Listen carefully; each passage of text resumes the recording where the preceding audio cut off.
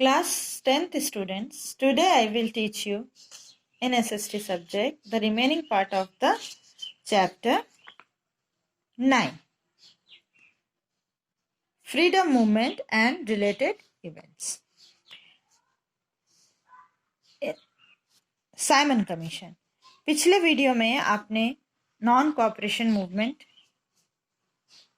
Read किया था, पढ़ा था, समझा था। अब नेक्स्ट टॉपिक है Simon commission. According to the Government of India Act 1919, there was going to be a reconsideration on the issue of any constitutional change in the next 10 years. Government of India के act 1919 के हिसाब से हर 10 साल बाद constitutional changes की बात थी। तो 1927 में ब्रिटिश गवर्नमेंट ने कुछ अपॉइंट किए लोगों को कि कॉन्स्टिट्यूशनल चेंजेस के लिए, जिसमें एक भी इंडियन रिप्रेजेंटेटिव नहीं था, जबकि कहा गया था कि इंडियंस को शामिल किया जाए जिससे वो समझ सके इंडियंस की प्रॉब्लम्स। लेकिन ब्रिटिश गवर्नमेंट ने एक भी इंडियन लीडर या इंडियन पावरफुल पर्सन्स किसी को भी शामिल नहीं किया। तो जो कमेटी बनी उसका नाम था, जिसको हेड थे वो थे साइमन कमीशन नाम हुआ इसीलिए उस कमीशन का। और जब वो फरवरी 1928 में इंडिया आया तो इंडिया में इसका भरपूर विरोध हुआ, बॉयकॉट हुआ, और साइमन गो बैक के नारे लगे और खूब डेमोन्स्ट्रेशन हुआ, स्ट्राइक्स हुए। और उसी में लाला लाजपत राय, हमारे जो लीडर थे बड़े, उन पर लाठीचार्ज भी हुआ और वह गंभीर रूप से घायल हुए, इंजर्ड भी हुए और बाद में उनकी डेथ भी हो गई। फाइनली साइमन कमीशन वापस चला गया। Civil disobedience movement after non cooperation movement. अब कैसे आगे फ्रीडम स्ट्रगल को बढ़ाया जाए, इस पर कांग्रेस में विरोध था। कुछ चाहते थे कि जो असेंबली है उसमें हमारे सीट्स बढ़े, परिषद है या कोई भी जो एमएलए सीट्स होते थे स्टेट्स के या सेंट्रल के, कहीं भी हमारे सीट्स बढ़े। और कुछ बिल्कुल उल्टा चाहते थे कि वहां एक भी व्यक्ति उस इलेक्शन में खड़ा ना हो, विरोध करे। और कुछ ये चाहते थे कि एक नए पार्टी के नाम से, स्वराज पार्टी के नाम से, हम रिप्रेजेंटेटिव्स अपने इलेक्शन में खड़े करें। लाहौर इन दिसंबर 1929 कन्वेंशन था कांग्रेस पार्टी का, जिसमें अध्यक्ष कौन बने, प्रेसिडेंट बने पंडित जवाहरलाल नेहरू। उन्होंने एक नारा दिया संपूर्ण स्वराज का, फुल इंडिपेंडेंस का। और 31 दिसंबर 1929 रावी नदी के तट पर नेहरू जी ने तिरंगा फहराया और टोटल इंडिपेंडेंस की घोषणा की, जिसे बहुत सराहा गया और बहुत ही खुशी से ये दिन मनाया गया। 26 जनवरी 1930 टोटल इंडिपेंडेंस डे के हिसाब से मनाया गया था। In December 1929, in the Lahore Convention, the Working Committee of Congress got to approval to start the civil disobedience movement. The Viceroy Lord Irwin had refused to accept the proposal of total independence. जब गांधी जी ने total independence की बात कही तो Lord Irwin ने इसे refuse कर दिया। तब गांधी जी ने 11 डिमांड्स रखे लॉर्ड इरविन के सामने। वो डिमांड्स क्या थे वो ध्यान से पढ़ेंगे। फर्स्ट डिमांड था rate of exchange, reduction in the rate of exchange. हमारे रुपए का जो वैल्यू था वो रिड्यूस, बढ़ाया जाए, रेट ऑफ एक्सचेंज कम किया जाए। रिडक्शन ऑफ लैंड रेवेन्यू, जमीन का जो टैक्स लिया जाता है वो कम किया जाए।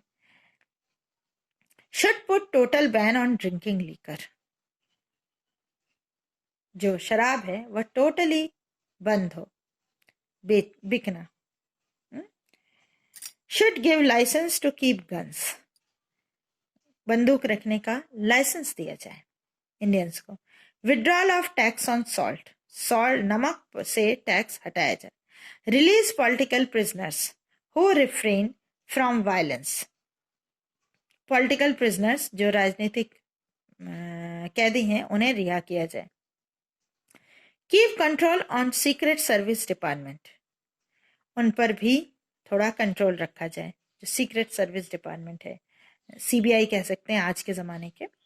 50% रिडक्शन इन मिलिट्री एक्सपेंसेस, जो आप सेना पर खर्च करते हैं उसका 50% कम करें. Expenses and reduce the import of clothes, और जो आप इंपोर्ट करते हैं, क्लोथ्स लाते हैं, वह भी कम करें. Since Viceroy rejected all the demands, Gandhiji started civil disobedience movement as per plan.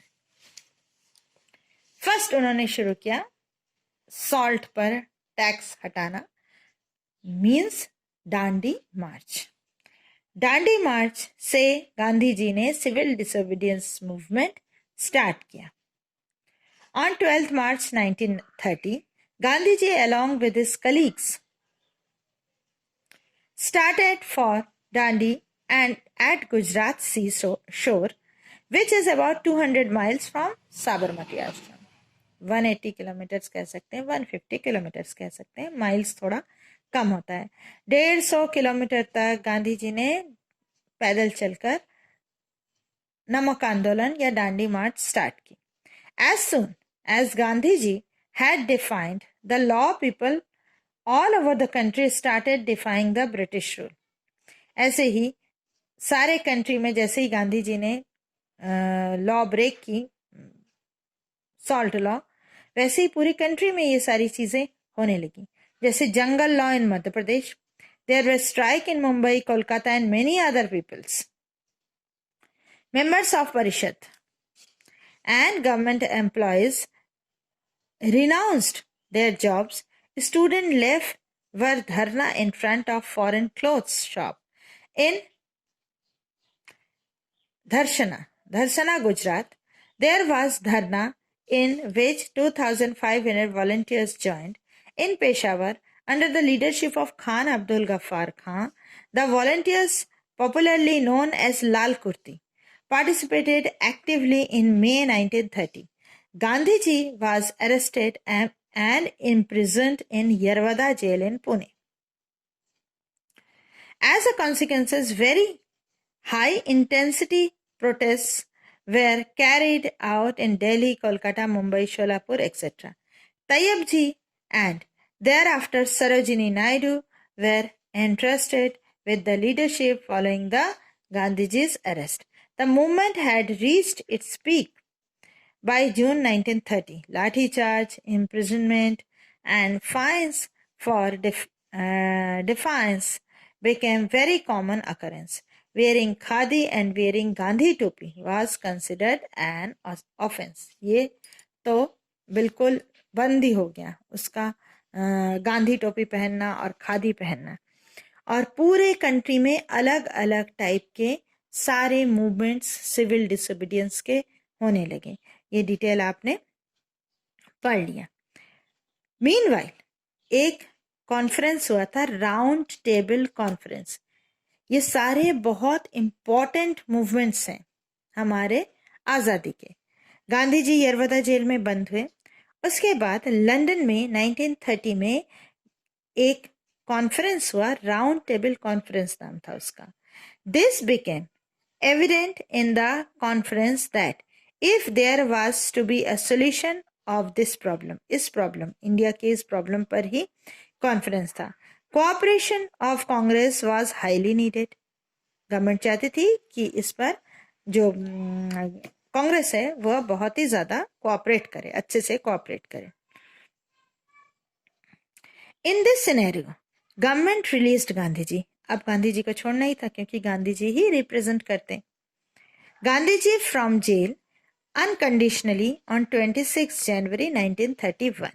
After being released, Gandhi ji had a talk with Viceroy Lord Irwin, and on 5th March 1931, the Gandhi-Irwin Pact came into existence. according to which prisoners who had no charge of violence against them would be released. जिन पर किसी तरह का कोई हिंसा का कोई charge नहीं था, जिन्हें जेल में रखा गया था, पॉलिटिकल प्रिजनर्स, उन्हें छोड़ दिया गया। गांधी इरविन पैक्ट के दौरान, मतलब ये सारे कुछ नियम गांधी इरविन पैक्ट में माने गए। Making of salt for personal consumptions and dharna in front of liquor shop was given permission दी गई लिकर शॉप के सामने धरना करने की और नमक बनाने की पर्सनली। ये 3 जो थे वह गांधी इरविन पैक्ट में मान लिए गए। Fast unto death Pune pact, Gandhi ji का भूख हड़ताल। इसका रीजन ये था कि ब्रिटिश गवर्नमेंट जो थी वह बहुत चालाक थी। वह 2 चीजें कर रही थी, एक तो हमें एक्सप्लॉइट कर रही थी, दूसरा डिवाइड एंड रूल पॉलिसी चला रही थी। उन्होंने क्या किया कि दलित्स को सेपरेट रिजर्व सीट दी इलेक्शन के लिए, जो कि हमें अब दलित्स क्या करेंगे, दलित्स खुश हो गए कि हमें सेपरेट रिजर्व सीट मिल रही है बड़ी पोस्ट या लीडरशिप करने की, तो वह ब्रिटिश गवर्नमेंट की तरफ से बोलेंगे। ये बात गांधी जी को समझ में भी आई और उन्होंने फुल्ली इसका विरोध किया कि हम इंडियंस हैं, हमें गांधी दलित्स और मुस्लिम्स और इसमें ना बांटा जाए, और उन्होंने शुरू की भूख हड़ताल। फिर भीमराव अंबेडकर और गांधी जी के बीच एक सिग्नेचर हुआ, एग्रीमेंट हुआ, और गांधी जी का जो भूख हड़ताल थी उन्होंने वो तोड़ दिया। In 1935, Government of India Act, according to which there was a dual governance at central and province had fully responsible rule. The act was criticized by the political parties of India, the reason being there was nothing mentioned about the total independence. हमें संपूर्ण स्वराज देने का कहीं भी जिक्र नहीं था। Quit India movement, ये लास्ट मूवमेंट है इंडिया में। ये क्यों हुआ? ये हुआ कि पहले तो गांधी जी से अंग्रेजों ने प्रॉमिस किया कि सेकेंड वर्ल्ड वॉर में हमें सपोर्ट कीजिए, और सपोर्टिंग का बदले में गांधी जी से कहा कि हम जैसे ही सेकेंड वर्ल्ड वॉर फिनिश होता है हम आपको संपूर्ण आज़ादी दे देंगे, हम यहाँ से चले जाएंगे। ओके, तो गांधी जी ने सेकेंड वर्ल्ड वॉर में इंडियन पीपल को कहा कि वह ब्रिटिश गवर्नमेंट को सपोर्ट करे। After that there are many reasons at the root for starting of this movement. India was not willing to take part in the Second World War. हमारा कोई interest नहीं था सेकेंड वर्ल्ड वॉर में part लेने का, but was forced to join without any consent. With the shadow of war looming on the country, economy of the country worst. The running expenditure went up threefolds.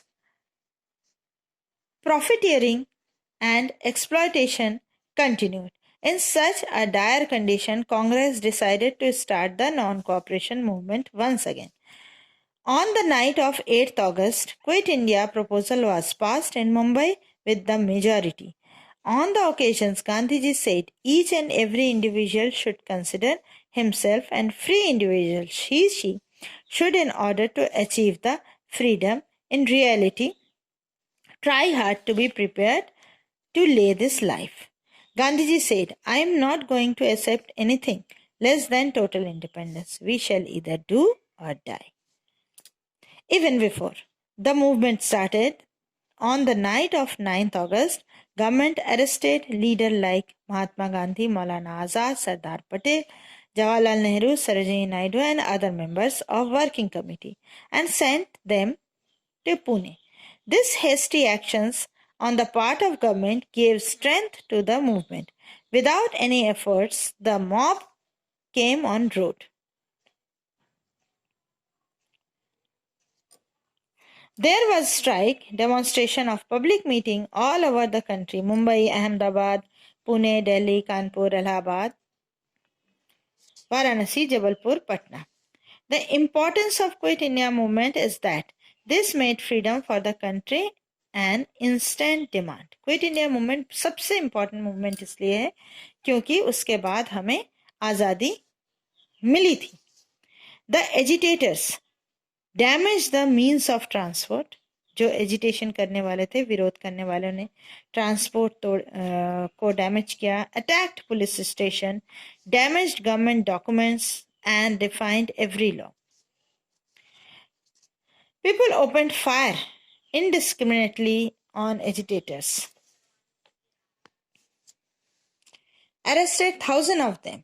As the suppression hiked, so did the agitations. In Jabalpur, Sagar, Mandla, Baitul, in Madhya Pradesh, and many other small states, this movement took a blazing stance. The agitators expressed their anger by burning railway stations. On 10th February 1943, Gandhiji started fast for 3 weeks. His conditions became serious but still continued it by his willpower. While he was in prison on 23rd February 1944, his wife Kasturba died. Gradually, even the movement slowly down. On 6th May 1944, government released Gandhiji from jail due to his ill health. Quit India movement was the Congress motivated movement. This did not get support from Hindu Mahasabha, Muslim league और socialist parties. इन तीनों ने quit India movement को बिल्कुल भी support नहीं किया था. हिंदू महासभा, मुस्लिम league और socialist party. Although other political parties did not take part in it, many people participated in it on a personal level. The Quit India movement could not succeed in its declared goal, but it was successful on one account that British government realized that the demand for freedom by Indians cannot be ignored for a long time. वो सोच रहे थे कि इसको हल्के में लेंगे, लेकिन उन्होंने ये हल्के में नहीं लिया. मतलब उन्हें समझ में आ गया कि हमें आज़ादी देनी ही पड़ेगी.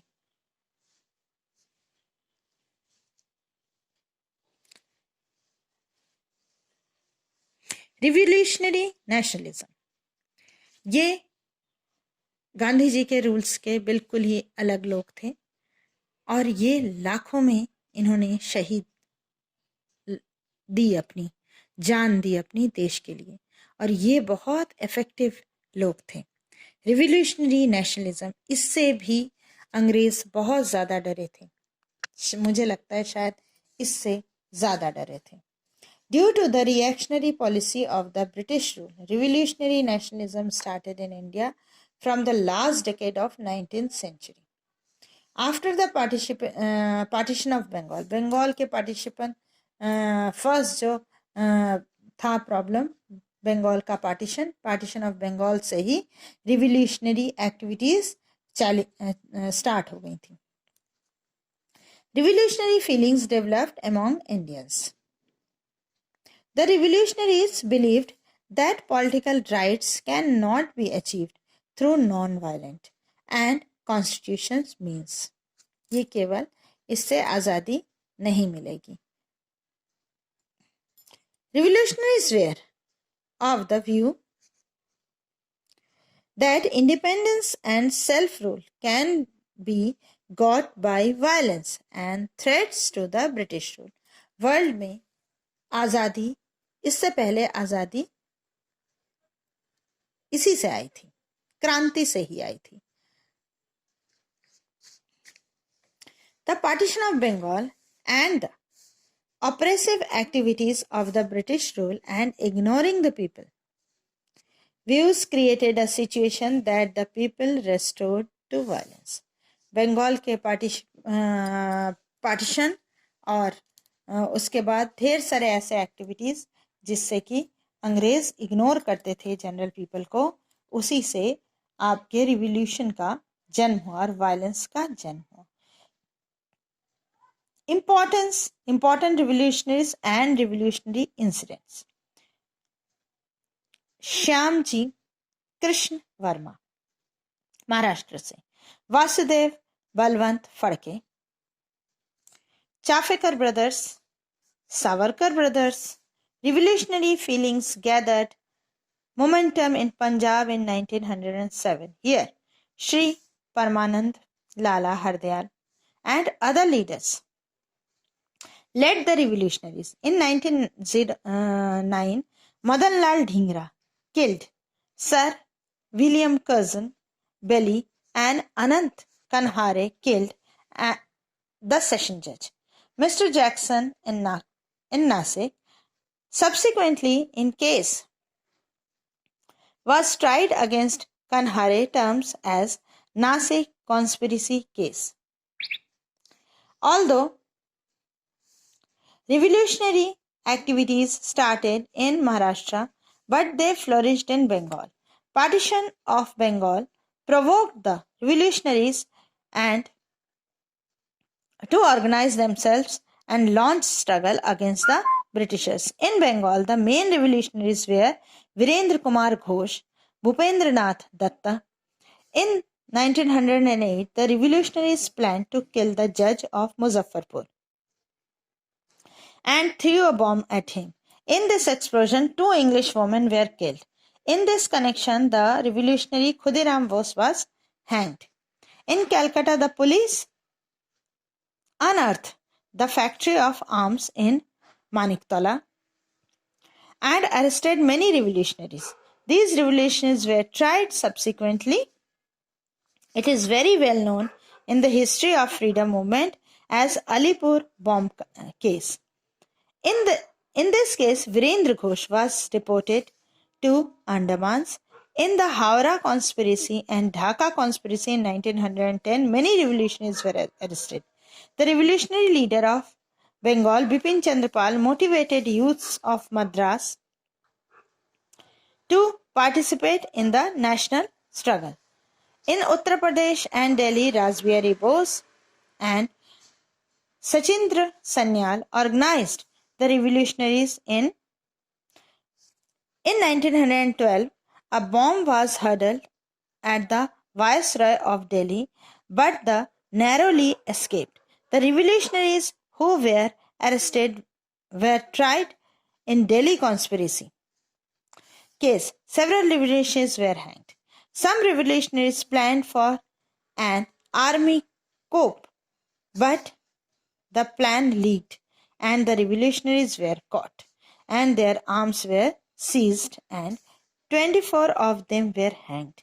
Between 1908 and 1918, इन 10 सालों में अबाउट 200 रिवोल्यूशनरीज को जेल भेजा गया था, डेथ सेंटेंस दिया गया था, मारे गए थे या जेल भेजे गए थे.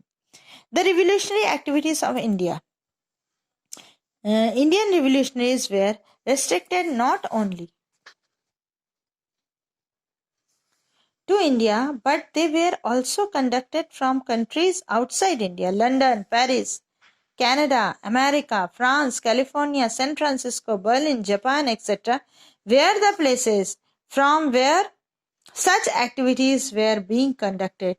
The Indian Independence Committee was formed in Berlin in last years of 19th century.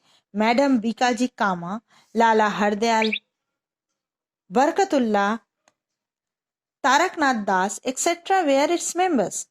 Foreign में भी इसके ढेर सारे रूट्स थे. आगे नेक्स्ट वीडियो.